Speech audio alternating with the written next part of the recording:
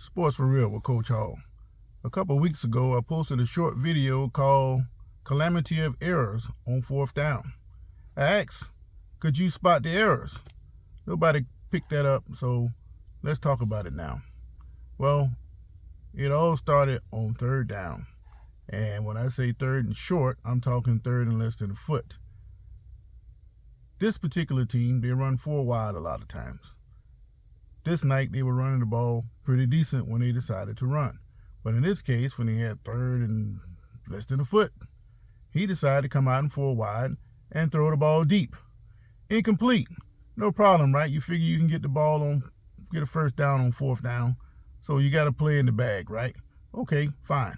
Well, on fourth down, he came back with the same formation and he tried to throw deep again. But this time, the quarterback, he's flush from the pocket and he runs. He's tackled a full yard past the line of scrimmage. First down, right?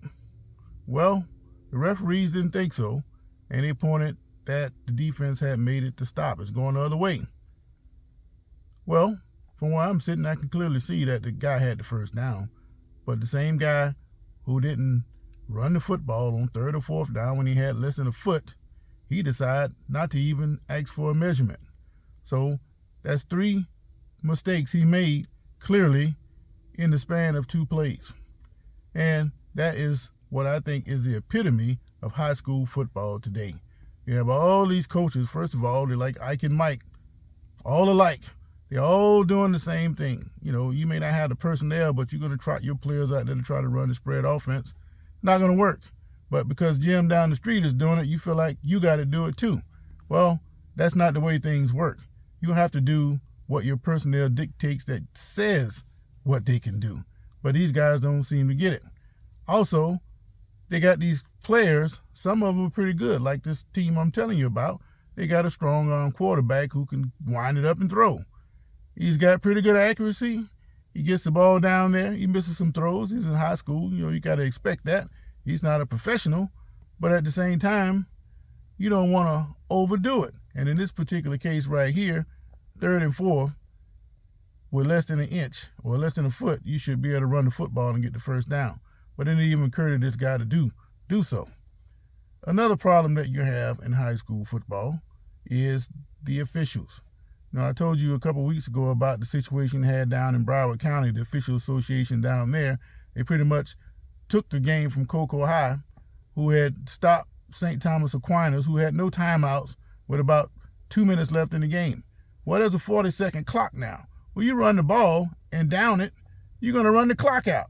Well, for whatever reason, these officials decided they're going to find a way to stop the clock to enable the home team to get the ball back.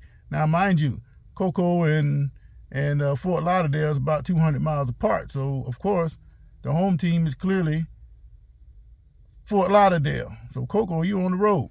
And they got a hometown officiating crew that night. But when I say the officials, like I said, this guy had fourth and inches, and he scrambled and got the first down. They didn't even ask for a measurement. They didn't even ask the other coach if he wanted a measurement. They just pointed and incorrectly gave the ball to the defense. But another example, last night, I was at a game, and on fourth down, the defense made a stop. Turnover on downs. But when I took a look at the clock, it was still running. Last I checked, and for the last 100 years or so, when there's a change of possession, the clock stops. But this clock was still running. And it ran for about 3 minutes before it finally did stop. And here's the thing. Nobody on the home team said anything. Nobody on the visitor team said anything. They just let the clock run. In fact, I may be the only one who have noticed that the clock was running. That's not good coaching. That is not good officiating. That is not good clock keeping. Well, this is the kind of stuff you see consistently in high school football. Now, granted, at the time, it was at the beginning part of the third quarter. Didn't really have much of effect then. But at the end of the game, the road team was scrambling, trying to tie the game up and possibly win. They did score a touchdown. They went for two and didn't get it. So they had an opportunity to make an onside kick, but it was only 9 seconds left in the game. They didn't have enough time to do very much, even if they had gotten an onside kick. And it all goes back to how the game was managed. Another thing these officials did. for whatever reason, they decided that they want to call about 30 holding calls. They had about 7 or 8 neutral zone infractions where as soon as the guy put his hand down, they blowing the whistles talking about his offside. This happened repeatedly last night. And then you had about 6 or 7 players lay out on the field with injury. So a game that started at 6:30 didn't actually end to 10 o'clock. That is a problem. So having said that, in the wake of the NFL and college football making rules to their clock management and how the game is officiated, for instance, how college football, when you used to get a first down, the clock would stop. It don't stop now until the last 2 minutes of a half. That makes the game move a lot quicker. And in high school football, you don't have that. And I think more than anything, they need to have some kind of clock management level equivalent to what they have done with the NCAA. Why am I saying that? Well, these guys watch TV and they see when quarterbacks scramble, they run out of bounds. Well, in high school football, the clock stops.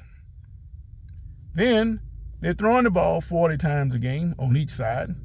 And of course, most of the passes are going to be incomplete. That stops the clock. So before you know it, these 2-hour general high school games have turned into 2 hours, 45 minutes.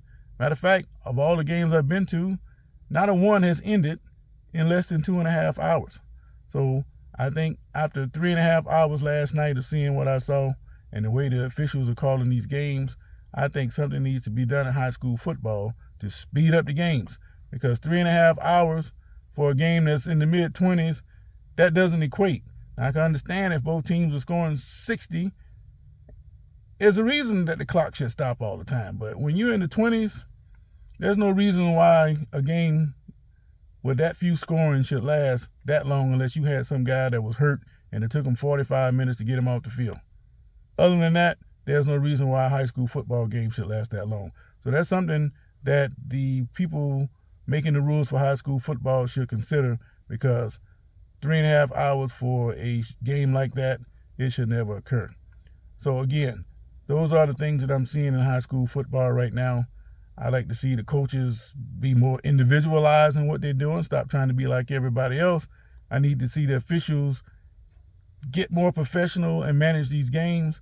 And these coaches, you need to learn the basics of the game. If you got 3rd and inches, 4th and inches, get the first down and move the stick. Stop trying to show off that pretty arm quarterback you got just so you can end up turning the ball over.